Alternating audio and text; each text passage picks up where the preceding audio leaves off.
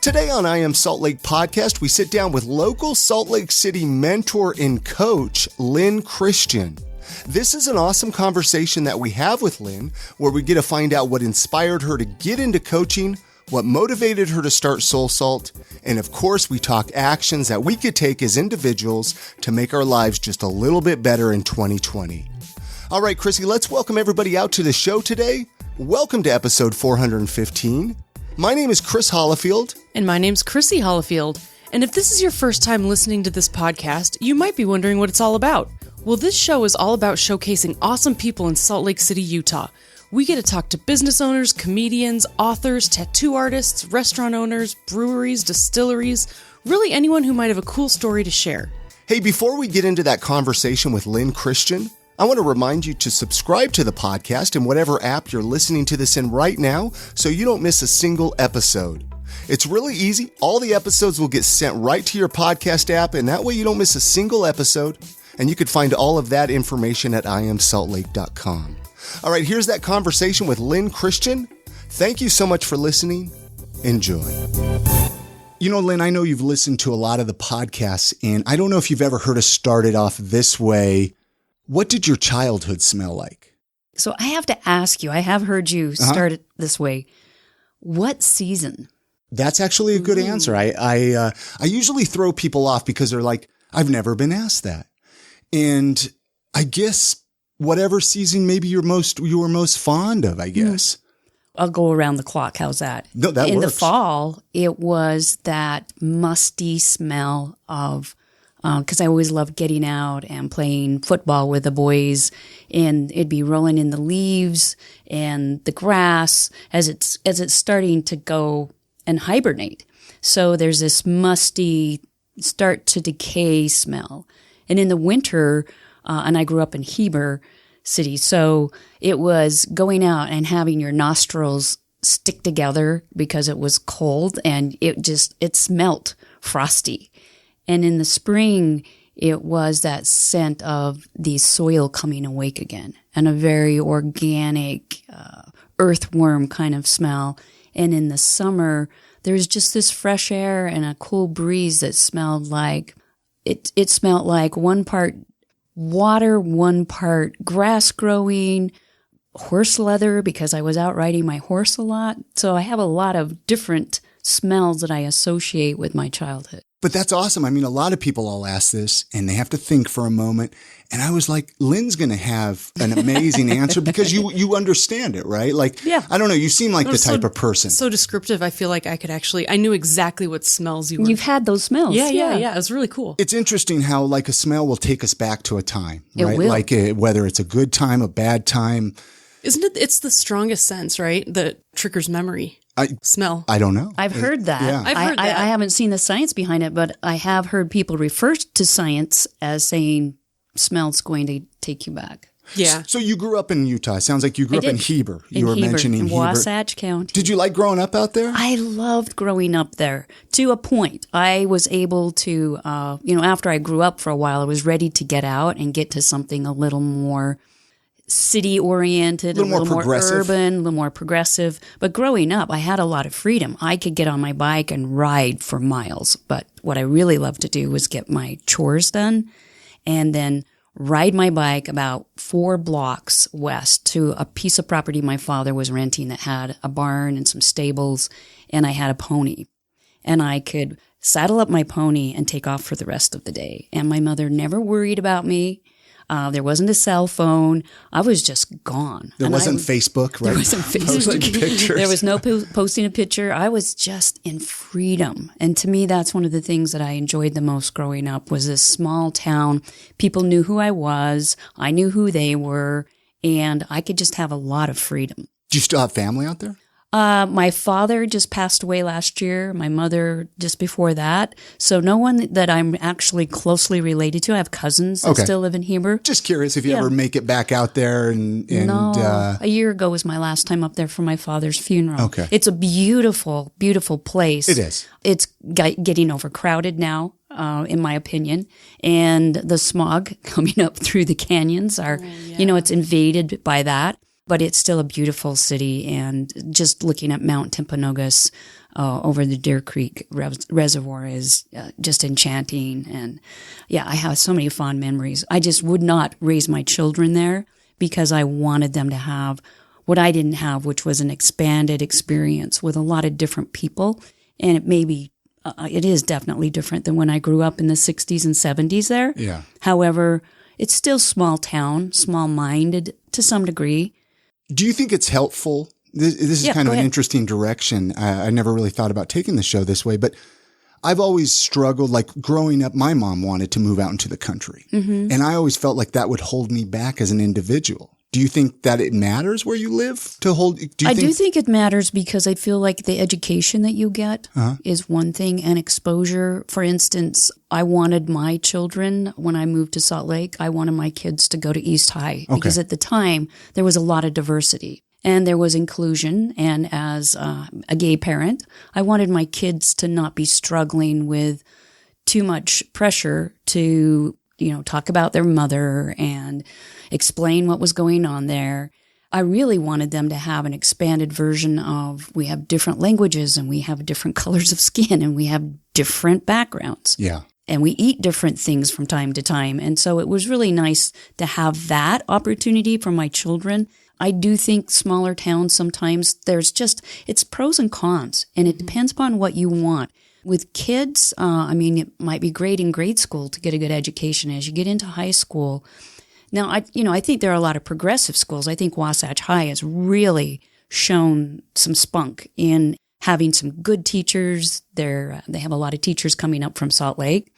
So I don't want to put anyone down. I'm just simply saying, for me, I wanted to raise my kids in a bigger city. No, and I absolutely agree. I think you have a bigger opportunity of who you can be friends with versus I was always afraid. It was like, well, I'm not going to have my selection. I'm going to have to, hang out with kids that are doing things that I don't agree with or that I don't want to be around. You don't have to travel. Yeah. The canyons, that's one thing that happened when you lived in Heber was someone I went to high school. His mother was killed. Well, two people killed in Provo Canyon in some car accidents and other people in Parleys. We have some pretty dangerous canyons. And so I also didn't want my kids to have to travel through these, treacherous byways and highways just to go to a concert. Yeah. Yeah. And you got to be exposed to that stuff. So that's awesome. I was just curious. Curious. Let's fast forward a little bit because I want to talk about, you're currently a coach. Is that what you would call yourself, a coach? I am a coach. I'm highly certified. I'm one of those people that 20 years ago heard that word and wondered what that was and hired one and fell in love with the personal growth that this particular coach exhibited. And I thought, I want that kind of growth. I want to expand myself. So I went to school. I was working at Franklin Covey, and in the evenings and on my lunch hour and before work, I would take online courses. So I am a certified coach. I have an MCC, which is, there are about 6,000 of us in the world who have a master certified coach credential. And you have to jump through a lot of hoops, take tests, have people listen to your coaching. And then to stay with that certification, you have to continue growing and learning and stretching yourself and proving your merit. I also went to Australia and studied with Grant Suzalu and Martin Oka and learned multiple brain integration techniques, so some neuroscience. Most recently certified with Judith E. Glaser in conversational intelligence. I used to have a project management certification. So I have these certifications, even studied with Marshall Goldsmith to learn executive coaching. So I'm one of those people that may be rare in that I didn't come by it because I put a shingle out. I actually took the training, and as part of your training, you need to have some experience with clients. And so I found out I really liked it, and I just kept doing it as a part-time gig and realized I really want to have my own office. I want to do this with other people, and eventually left corporate America to do that. So we have to be cautious because here in Salt Lake and Utah in particular, Utah Business Magazine did an article on this, but we have a lot of scams and people put down a lot of money. They go through training, and there really isn't a certifiable entity that they've learned from. And so they're paying a lot of money and they may or may not make it because it's very competitive. I mean, you need to spend 20% of your time marketing if you're going to be an independent coach. There is an advantage today, though, because there are companies that hire corporate coaches, and there are coaching companies that hire graduates and people who have some certifications. So there's a better market for it than when I started in 98. However, buyer beware when you're going out for coach training schools, or buyer beware when you're hiring a coach. So why would somebody hire you? Like, what would be like, What would they like come a to me? specialty, Yeah. right? Because coaches tend to specialize. We tend to specialize. Yes. If over time we get really good at something, that's really the smart thing to do. Like you specialized in your podcast toward a certain strand of conversation. And so we get better when we can start to specialize. So I work with the entrepreneurial, innovative, creative folks. A lot of them want to reinvent their working identity or reinvent how they make a contribution. So that's career reinvention. And I work with entrepreneurs who are keeping their head in the game. They want to earn a living, live their lives by doing what inspires them. So they need to know, how do I do that? And the common thread is human innovation. If you're innovating, meaning taking who you are and doing something different with that, that's really my jam. Which that seems like it's probably one of the hardest things to coach people through, because I feel like reinventing yourself and really sticking to it, and it's very uncomfortable. It is. Like, it feels like you spend most of your time pushing people out of their comfort zone.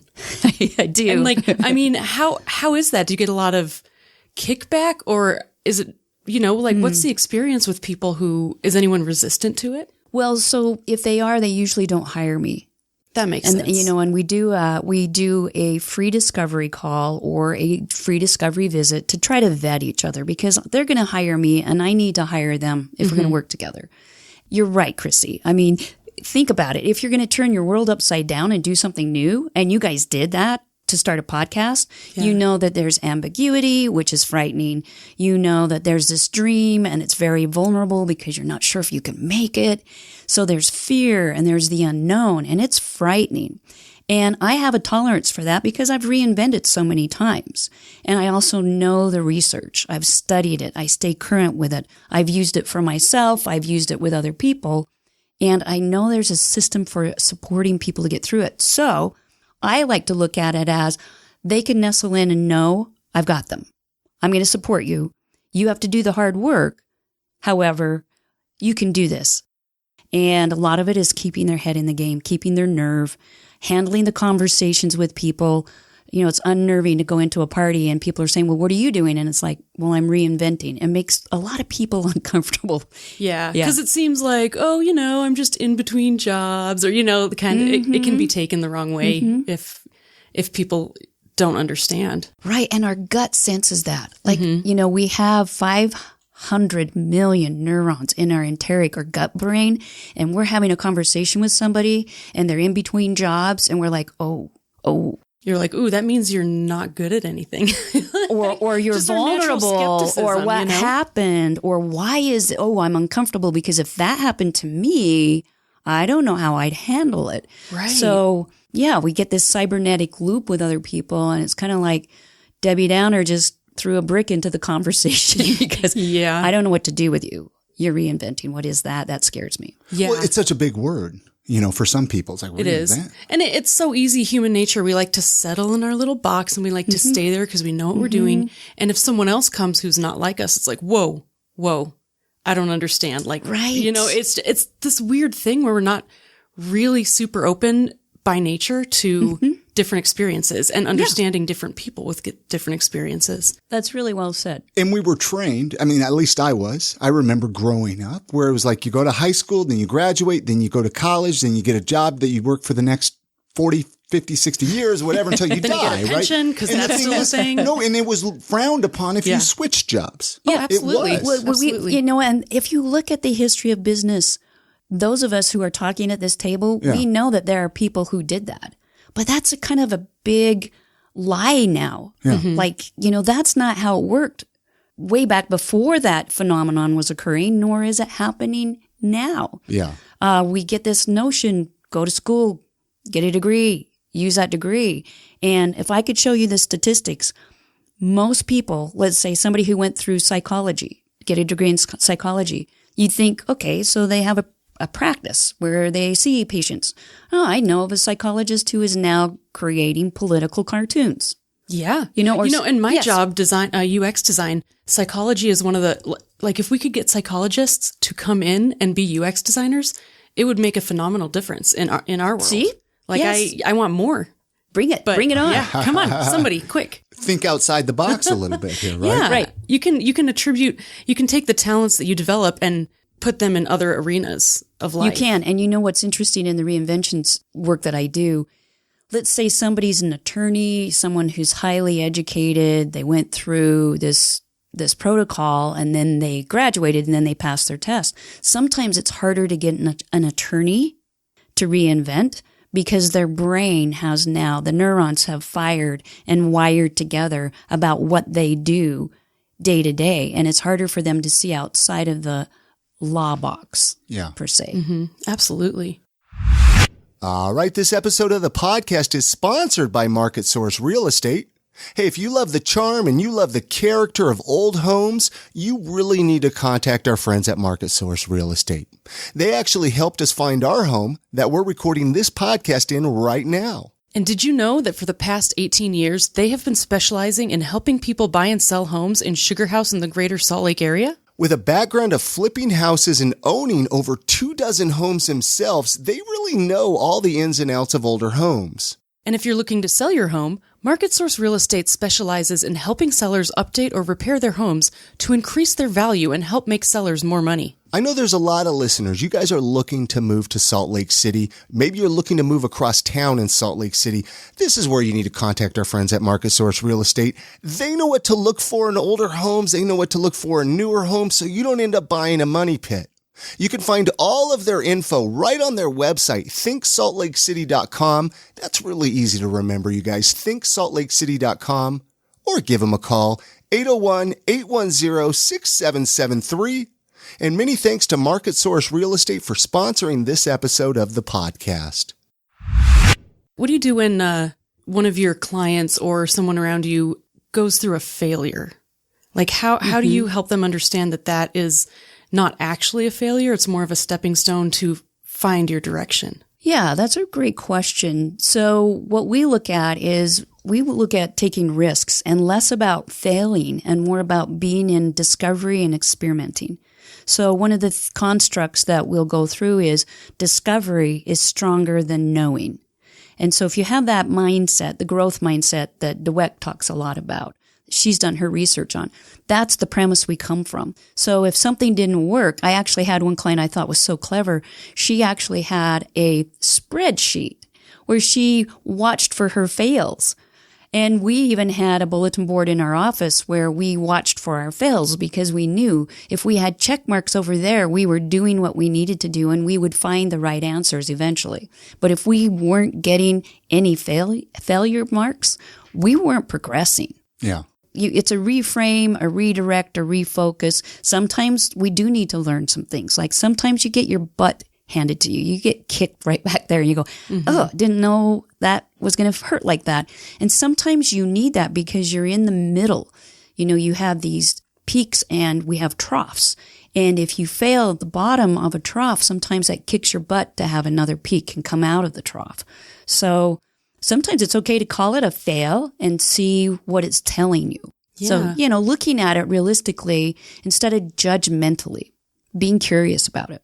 We asked, we mentioned that you were going to be coming on the podcast in our Facebook Did you group. ask people questions? Well, a couple of people have some questions for you. Okay. I think you're in our Facebook group, aren't you? I am. I'm not sure. I Am Salt Lake Community, which we invite everybody to join. And do join. Oh, thank you. Thank you. It's fun. You know, and I've tried to get some more interaction. I like to throw out who's on, coming on if people have questions. We have a listener, Joyce. She has a few questions here, and I kind of figured that they could kind of be good questions be questions I'd probably ask anyway.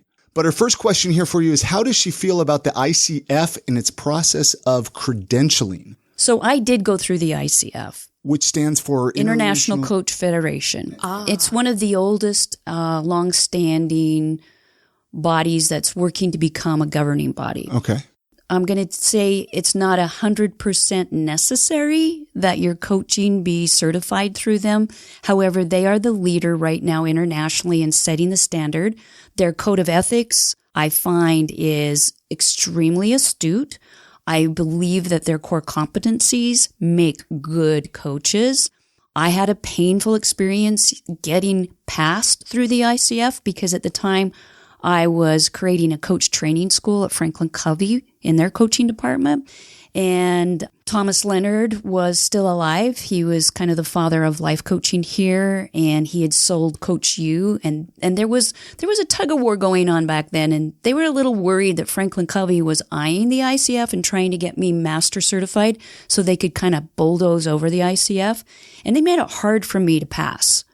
They made it very hard for me to pass. And so it was kind of painful. And I still respect the International Coach Federation. There are people like one of my mentors, Marshall Goldsmith. He was never certified by the ICF. I don't think he's ever been certified as a coach. He was just really good, huh? Yeah, he was a great consultant. He's really good with executives. He knows how to market himself. He's smart, just a wicked smart dude. And he'll never slow down long enough to get certified by anyone. But if you're starting out, that's a good place to start and to look for a school that has the ICF emblem. But there are other institutions. And again, if you're really, really good at what you do, Brene Brown, she has a coach training school.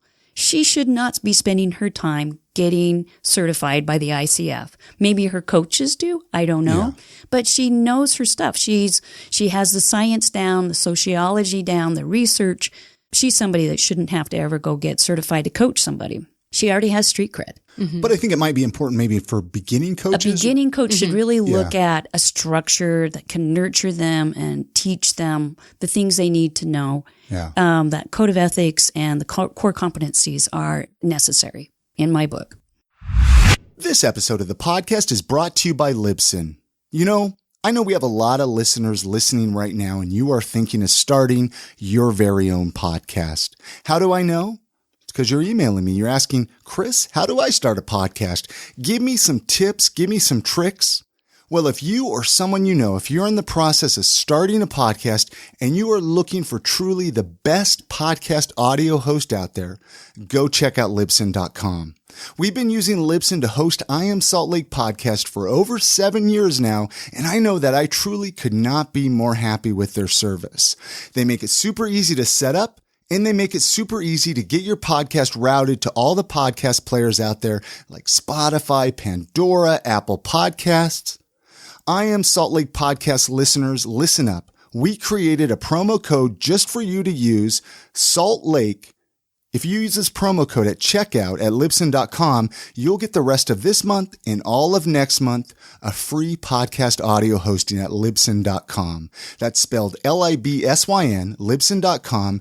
Use that promo code Salt Lake, all one word, and you'll get the rest of this month and all of next month a free podcast audio hosting. Go check it out. I think you'll like it. And you're going to send me an email and say, Chris, thanks for the tip. Thanks for the suggestion. And many thanks to Libsyn for their support of this podcast.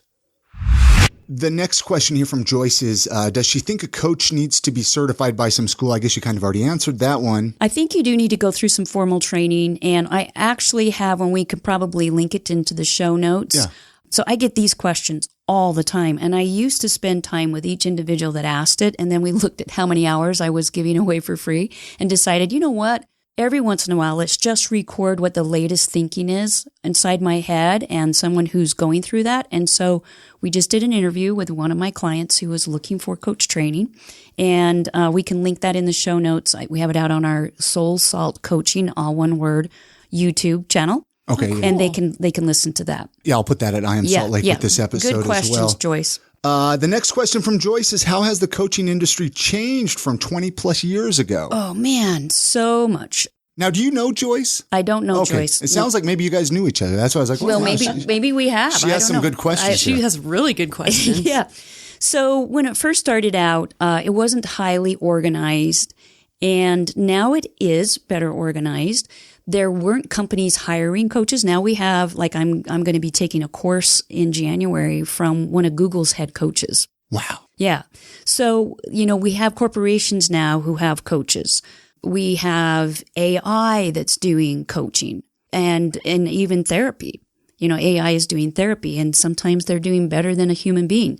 So it's really evolved into something that is a broader application. Like when I was traveling way back when I first started, I'd be on a plane, maybe going somewhere to do some training for Franklin Covey, and somebody next to me would say, "So what do you do?" And I would say, "I'm a coach." And they'd look at me and they'd go, "Soccer or gymnastics?"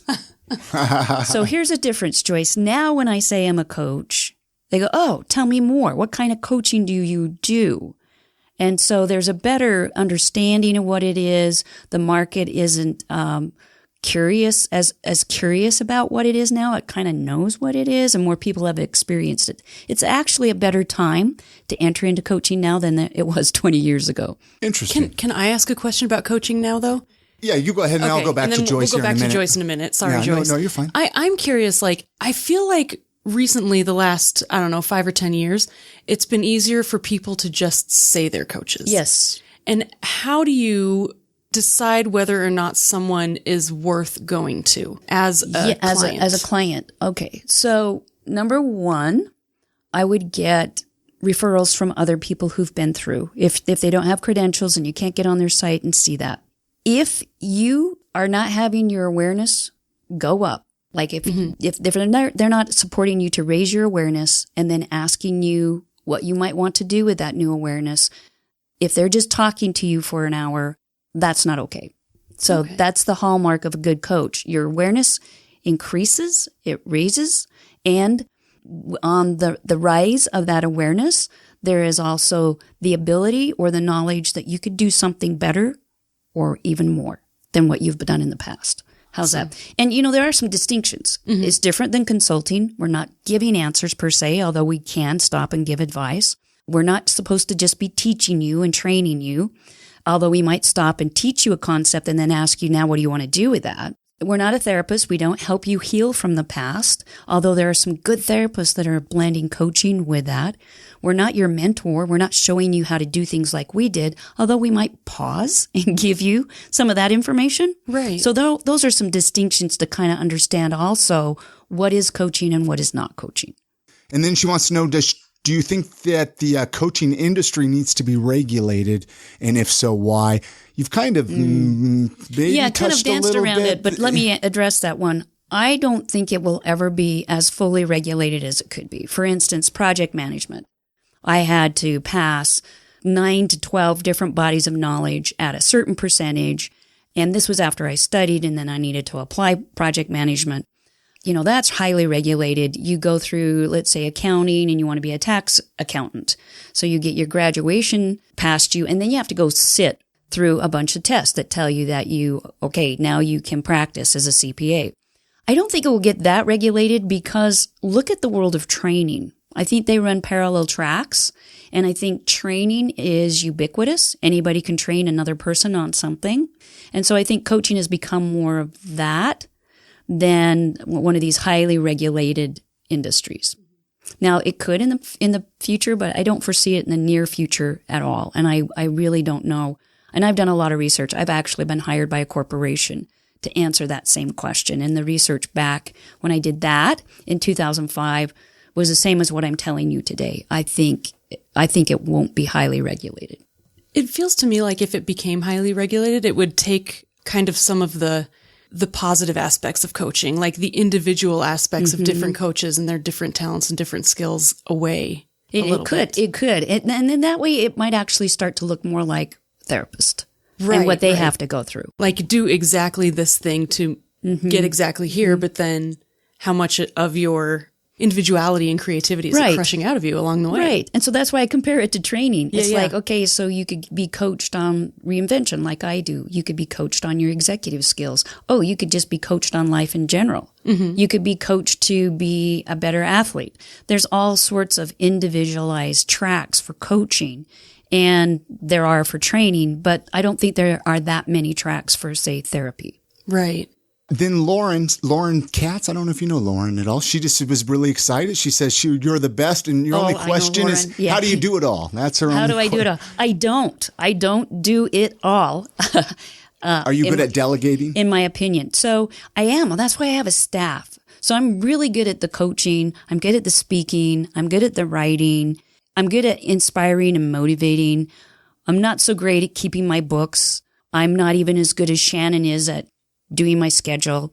Don't ask me to do what Jessica does and keeping our website and our social media sites up, designing some of our prezzies and our marketing materials. That's just not my jam. So I did have to find, if I wanted to grow, I needed to have other people doing things that I'm not good at. Plus, I also needed to make decisions. At one point, I was getting so many people wanting me to be their coach trainer because I've done a lot of that. And I have owned coach training schools before, 2 in particular. And I had to make a choice. If you're going to get really good at something, then you have to start slicing things off. And I have a limit. I have a limit of the 3 main things I can have going in my life, and coaching is one of those.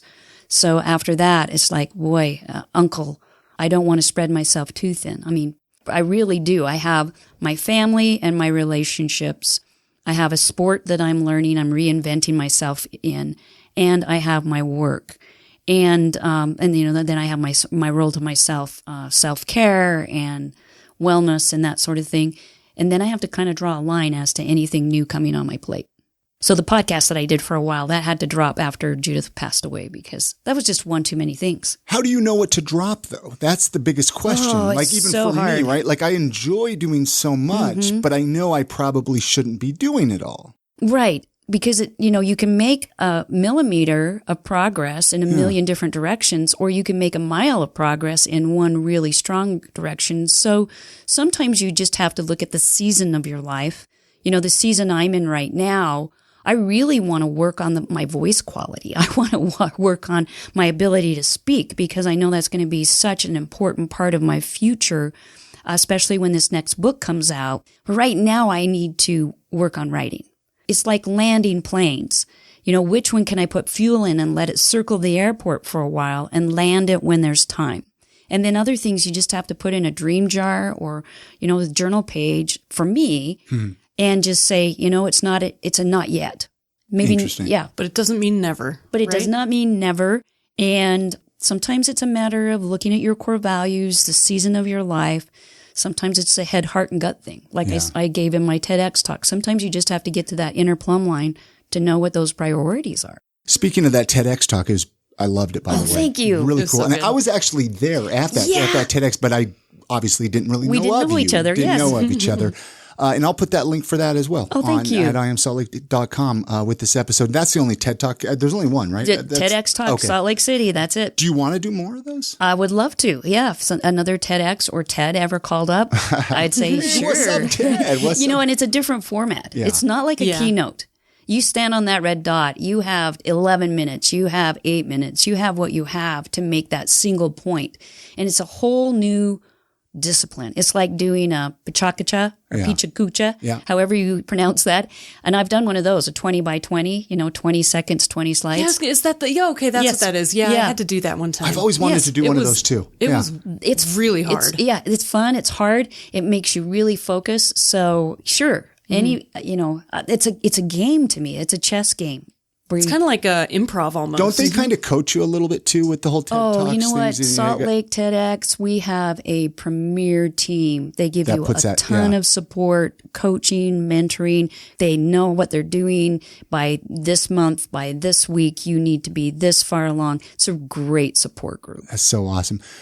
What do you feel, or how do you feel about New Year's resolutions? I know before we started recording, I mentioned, hey, this is going to be the first episode of the year. Depending on when people are listening to this, even if they're listening February, March, I think it's a brand new year. I like to make resolutions. Yeah. What are your thoughts on them? Well, I'm sort of anti-resolution, but let me support that because I'm not a resolution Nazi. I'm not going to put anybody down if they do resolutions. I will say this: the science shows that a new year, a beginning of a new month, beginning of a new year in your life at your birthday, but a new year in particular is an excellent time to start something. So if you want to start strong, that is a good thing to take into account, especially 2020 with It's change. awesome, yeah. Wow. Yeah. Change of this whole decade. There's significance in the numerology of it. And so I would suggest that if you want to sustain the resolution, sort of whatever it is you're wanting more of or less of in your life, to choose a theme and then to stretch that over the 12 months, working quarter by quarter, and check yourself. Maybe I like to put an icon in my office that reminds me of that theme. I like to talk to my team each week. Are we living this theme? And that seems to give me this long, overarching growth arc instead of a resolution, because sometimes resolutions are packed with emotion and strong intention, but we haven't done what we need to except stand at the starting line. It's like starting a marathon and you haven't trained for it. So that's what resolutions tend to do to us is, okay, I've got this new year. I can feel the energy. Of course, I'm going to be able to sustain it. And we don't, because we haven't put the structure. We haven't broken it down. We haven't actually analyzed the how behind the what. Sometimes we don't even know our why behind the what. And so I'm a great proponent of having a theme.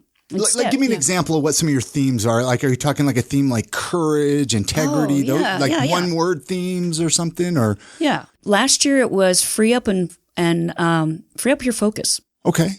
So that I don't get too many things on my plate, because I'm one of those people. 25% of the population, like me. Do you ever watch or see the Peanuts cartoon, with Pigpen has this cloud following them? Of course. Yeah, 25% of us have these ideas and thoughts and all this energy about what we want to do. Yeah, and me. It follows us wherever we go. And so I needed to free up and focus my forces. And that was my theme. Another year, it was just happiness. And I put a happy Buddha, a laughing Buddha on my stairway. And I'd pat his head every day and laugh and have more happiness in my life. So it kind of depends. The year before, 2019, it was to see capacity, to see people and to really see capacity. What's inside there?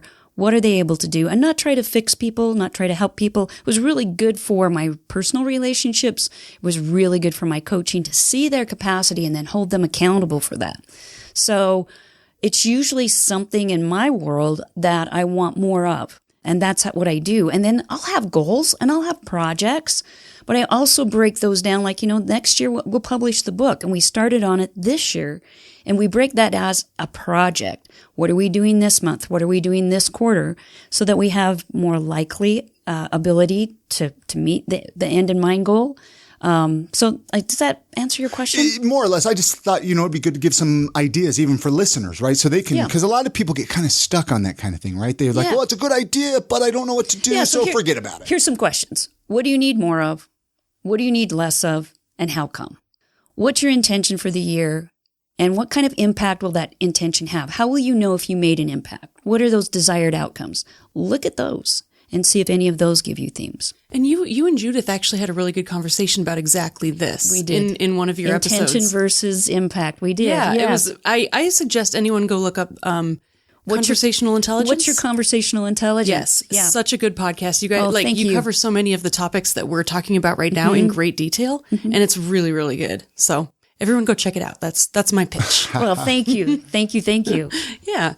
We all have those moments where we don't feel motivated. Like I'm sure you wake up some days and you're just like, you know what? Forget it. I'm done. I'm burnt out. What do you do? I mean, because you got to keep going, right? I mean, or do you just stay in bed that day? No, I don't usually stay in bed. So a good thing to read is Burnout by Nagoski and Nagoski. They've really broken the science of burnout down to help you avoid that. For me, I worked my butt off last weekend at a fencing tournament. I had 4 events in 4 days. I did one on Friday, which really super challenged me. Took Saturday off, did one on Sunday, then did 2 on Monday. And my trainer and I discussed it and decided we're taking the week off. And I don't know what we're going to do next week because it depends upon how much recovery I did. But we really do need to recover. And I also go see Todd Cameron, and I check out my energy levels. He actually pulled me aside and said, you're willing yourself to do more than your body and your hormones are able to do right now. As a postmenopausal woman, I feel like, we all reach a point where we may not be aware that we're willing ourselves into something. And what happens is we burn out, we break down, we fall apart. And that's just life. Yeah. And I've been in funks too. And I've had fewer funks as I've started to take care of myself and be aware of these things. But when I'm in a funk, I give myself a lot of leeway.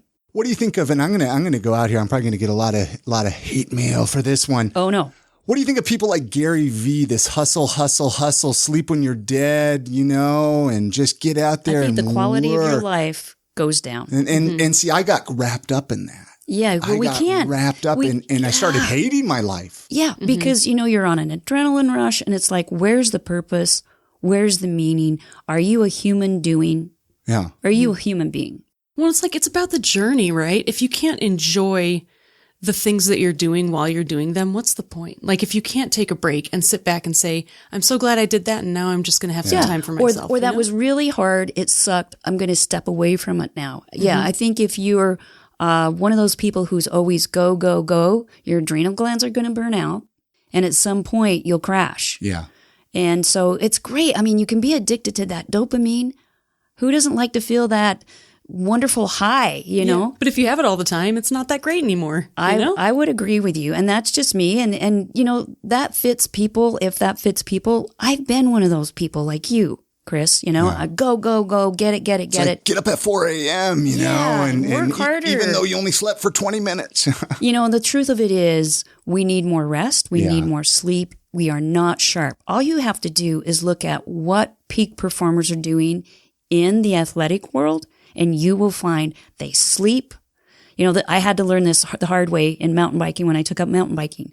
Drink before you're thirsty, eat before you're hungry, rest before you're tired. And I did not, and I had to walk my bike 12 feet, sit down and rest. My body gave out one day after doing a mountain bike ride. Oh, wow. And it was like, I didn't realize that your body would shut down if you just push all the time. And it was a great lesson for me. Something will give eventually. If it's not a relationship, it's going to be your body, your health, something. Well, and as I get older too, I'm noticing I don't got the spunk like I did 20 years ago. And, your immune systems and not invincible anymore. Yeah, that immune system gets stripped out pretty easily. I've had to learn a lot. And then I've also had to learn to not beat myself up. Like, if you only get to the gym, 3 times last week, don't beat yourself up. At least be proud that you went 3 times. Only 3. It's like, hell, you went 3 times? I think I went 3 times last year. But you know what I mean, though? Like, I think we tend to beat ourselves up before we should pat ourselves on the back. We become far more critical of ourselves when it's not self-serving. Yeah. Mm-hmm. That's a big thing that I think that I'd like to agree with you guys on. I know it's really silly, but like, that's so important to me that people know that it's okay to be human. It's okay to like, if you make a list of 10 goals and you meet one of the goals, at least you met one goal. Like, I think we all need to give ourselves a little bit more leeway and a little bit more like self-compassion. Are you talking to me, Chris? Maybe. Because I was that type where I wouldn't write goals, because to me it was like, well, if I write a goal, then if I don't make it, then I'm a failure. Yeah. That's how I looked well, we at get it. really judgmental, and all that does is put us in the limbic brain. Yeah. We're in the reptilian brain. We're not that intelligent, and we're just driven with willpower or judgment. Yeah. Which, that's not the highest level of thinking. Let's switch gears. Salt Lake City. We have a few Salt Lake City questions. Let's ask some questions. I ask them every podcast, Lyn. So this is going to be fun to ask you, especially since you've been in the area for a while, Yeah. And we have family and friends that visit, out-of-staters. They're coming from California or New York, wherever they're coming from. You got to give them a tour, right? You got to show them around. Or what do you do with them? What do you do with them? Like, give me a couple ideas of what you might do. Well, if it's this weekend, definitely I would take them hiking, which is one thing that I've already done this weekend and probably go out again tomorrow. I take them hiking, a lot of great hikes. Do you have a trail that you like more than for me others? personally, I like to use Beacon Hill. Okay. Because it's 2 miles at 2,000 feet elevation gain. I don't usually take people with me on that one unless, it's my son or somebody who's ready to roll up that hill as fast as we can. Jack's Mountain is a fun little rise. One of our favorites with people is Dog Lake in the summer, or let's go up Rattlesnake Gulch right now and go along the pipeline and look out over Skyline High. So that's a good hike.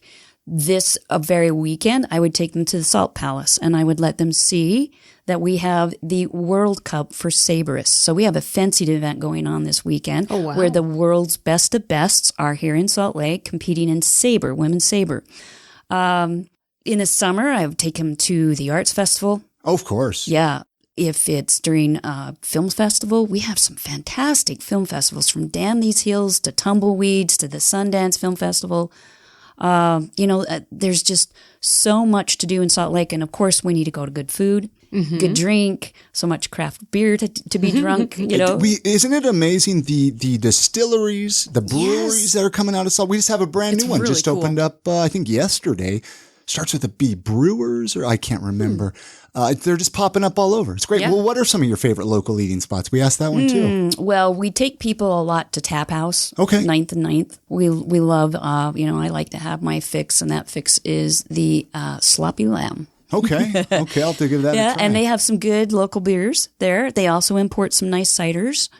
It depends upon what we're hungry for. Like if we're jonesing for, say, a burger, there's Pago, there's Copper Onion, someplace where you can also get a good beer. If we want pasta, there's Stanza. We love going to Proper. Proper on Stratford is a fun place to meet people. Mm-hmm. So I could go on and on and on. Yeah. No, of course. We have like 20 places we rotate through. The foodie scene in Salt Lake City is ridiculous. It is awesome. We're very blessed, yes. I guess you would say. And I'll tell you, one of my blessed. favorite things is Brigham Rum. Okay, that's good stuff. Right. Distillery 36. Oh, they do a great job. Yeah. Shout out for that. Yeah, no, we love those guys. We love them. They do some really cool stuff. What would you change about Salt Lake City? I'm just curious. What would Lyn say? I'm kind of like Jamaica, who you just recently had on. I really think it's sad that we have such poor air quality in Salt Lake. I know we're in a bowl and a valley where we can catch the inversion, but it's ridiculous that we have such poor quality. I have neighbors, a neighbor who has a small child that's been in the hospital twice with upper respiratory problems. Oh, wow. And he wasn't born here. And this was just a shock to his system. So I feel like we're not where we could be as far as air quality. I mean, when we get close to Beijing in terms of where our air quality is, it's like, what the hell is that? Yeah. Maybe we need to reevaluate some things. What would we do, though? That's what I don't understand. I mean, the only thought I have is like maybe free public transportation. Well, public transportation, but I think we have some new things that can ameliorate the air better than what we're doing. Okay. And I think we need to keep working on it. Yeah. Honestly, we need to keep studying and working on it because it is problematic. Well, they said, though, the number one health crisis in Utah is porn, though. So that's so obviously it's porn. That's what the governor. Here's the thing. In Utah, they really can make a strong change quickly when they want to. Yeah. On Capitol Hill, and it's just getting them to prioritize things the same way that a lot of us need it, If it's I would say let's look away from what we think are moral issues and look toward what is actually a global issue. Right. Clean water, clean air for everyone. Mm-hmm. Let's look at that. Start with the basics. I love it. Yeah. Right? I love it. Me too. Before we completely wrap up the episode today, Lyn. Yeah. I know we've just skimmed the surface and what you're doing, what you got going on. I'd love to bring you back through here. Absolutely. Oh, well, come back anytime with you too. Careful, we might ask you. Is there anything, though, that you were really hoping that we would talk about or something? I mean, I like to open up the microphone a little bit before we cut it out. If there's anything you were like, I want to mention. I know you've written some books. I don't know. How many books have you even written? Well, this will be my second. I have written books for Franklin Covey. I was a writer and developer, and my name will not be on those books because I was basically a ghostwriter for them. So I have a second book coming out this year. What would I want to talk about? I think we'll go back to the reinvention. I'm 60, and just a couple of years ago, I started fencing. And I started fencing because I had been just as a mother of 3 active children, I would go out and jog or I'd do some mountain biking. And I'd kind of left athletics behind. It's something that I was passionate about, but I just play street ball or church ball or whatever I could pick up. And I got challenged to join an elite gym here. And the gym scene here, I'm talking from Jim Jones to the Sect to John McCain's Combat Arts at Church and State. We have elite athletes here in the Valley, especially the Brazilian Jiu-Jitsu world. Anyway, I would say this reinvention thing that I'm doing with other people, I'm doing myself. And now I'm reinventing at age 60 to become competitive as an athlete in fencing, which is different than I used to be in Xterra. I would do the triathlons and then I did Spartan races. So it takes a fine, it's like adding ballet to this ferociousness in fighting with a blade, right? And I would simply say that you're never too old to try something new. I think it was a 70-year-old man that went to Mongolia and won this race that was hundreds of miles on Mustangs, and you had to have a whole stable of Mustangs with you. You're never too old to do that. And somebody was just telling me that their mother or grandmother was retiring at age 82. And I just have a lot of hope that if you're 20 and you're listening to this and you think your life is over because you haven't done this or that, get perspective. Life opens up at age 40 in my book. And from there on, it just keeps getting better because if you stay in a mindset of growth and what's possible, the world keeps opening up new opportunity. Very cool. Speaking of fencing, actually, I wanted to mention you were on a podcast with Lynn Shelley, a military podcast. It was a great interview, by the way. So people should go listen to that too. Yeah, they should. Yeah, you did 2 episodes with her. She came over and did one free fencing on Saturday mornings in Kaysville at Wasatch Fencing Academy, wasatchfencing.org. We have open fencing from 8 to 10 for adults. So if you've wanted to fence and you don't know how to do it, come and learn. Hey, Chrissy. It's actually very interesting. It is. It's such an interesting sport. And I had no idea there's somewhere you could just go and be like, hey, can I just learn to fence for a little bit? We have all the equipment. That's awesome. Get you suited up, put a sword in your hand, and let you whack at somebody.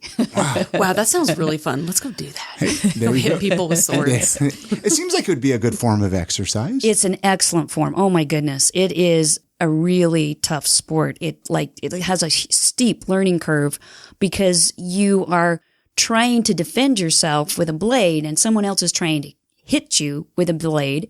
And it is what used to be a blood sport. And so there is that element of something very fast coming at you that could hurt you. At the same time, you need to be as nimble as a ballerina to avoid it and to, it's very proper. It is very proper. There's a lot of protocol around it. And, we wear all white and we salute before we fence. We have our mask up so you can see our face. And then we put our mask down and we go into this proper stance. And you are told when you can begin to fight. So yeah, it's a lot of fun. It is hard work though. I mean, you sweat. You have sometimes 4 layers of clothing on and you're moving fast. Yeah. A lot of discipline. Mm-hmm. Wow. How can listeners get a hold of you, Lynn? Best way, websites, social media? SoulSalt.com, the company name, SoulSalt.com. You can find us there. I am on Instagram, either as Lyn Christian, Lyn, 1N, Christian, Christian. SoulSalt has an Instagram. We also have Facebook pages. Every Tuesday, we do a Facebook Live. You can watch it regenerate itself. Right on the SoulSalt one? Right on the SoulSalt Facebook. 9 o'clock Tuesday mornings is typically when we will do that. So that's the best way. Very cool. Awesome. Very cool. Chrissy has a final question that she asks everybody on the show, Lynn. I'm going to let her ask that. And it's been an honor to have you here in our studio and chat with you. So yeah, it really has. So I'm wondering if you could leave our listeners with one piece of life advice or a motto that you live by, what would it be? Yeah. So, I believe that we all need to define what success is for ourselves, and finding that can be a journey. When I finally found it, it was when I was in a dark moment and I knew what I needed the most and what I was lacking the most around me. And that was, I needed more people with open hearts and open minds. And so my motto is, at the end of my life, I'm going to see how soft my heart is still and how open my mind has remained. And so I would suggest to people to find a definition of success. If my heart can stay soft and my mind open, I believe I will be successful at the end of my life. And so that's my encouragement. Define success and then do it on your own and see if you live up to it. I love it. And it's okay for us to all have different versions of success. Oh, please do. Yeah, let's all have different versions. Let's all be the same. Let's all be the same. Thank you again, Lynn.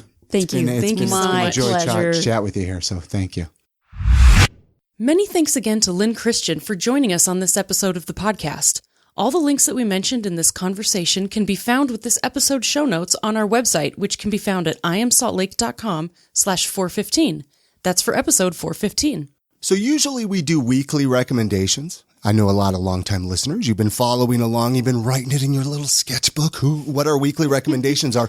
We decided to kind of narrow it down just a little bit. And actually, instead of just doing weekly recommendations, let's do Salt Lake City recommendations. I think this fits the show a little bit better. Well, it's such a great idea because it's something you can go do. You have an actionable thing you can do after listening to this episode. Because today we took our two oldest, well, I guess not the two oldest, the 11-year-old and the 15-year-old down to the urban flea market. Well, I'll let you tell. It's your recommendation, It's Chrissy. my recommendation. So I want to recommend the urban flea market, which is where we took two of our girls today. They have been working on creating a slime and bullet journal business, and they've been really excited to show up at local markets. And so we went and set up, and they were just so excited. And I love the energy and all the cool crafts and just the creative things that happen in Salt Lake City.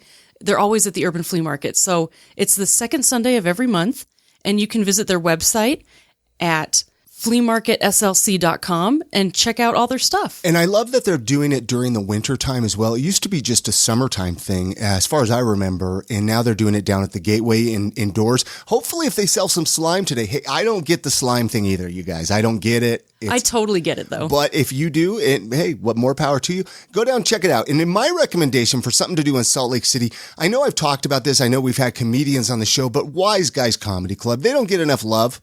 I mean, they're not sponsoring the show either, but they're just a great place to go. While you're down there at the Gateway, while you're down there at the Urban Flea Market, head on over to Wise Guys, catch a comedy show and grab a drink or something, right? Yeah, it's so fun. They always have great comedians there. And that's going to do it for this episode. Don't forget to show your support for this podcast by supporting our show sponsors and partners, which you can find at iamsaltlake.com. Hey, and if you want to be a little more badass than the rest, might you consider supporting this very podcast by becoming a Patreon supporter? It's really easy to do, and it helps out with the show. You can find all that information at patreon.com/IamSaltLake, and you can become a supporter for as little as $1. You can also easily support the podcast by sharing your favorite episodes with your family and friends on social media. Find all your favorite previous episodes right on our website, which you can always find at iamsaltlake.com. All right, you guys have a great week. Always remember to support local whenever possible. Spend time with those you love, and we're going to see you next week on the next episode. And good night, Grammy.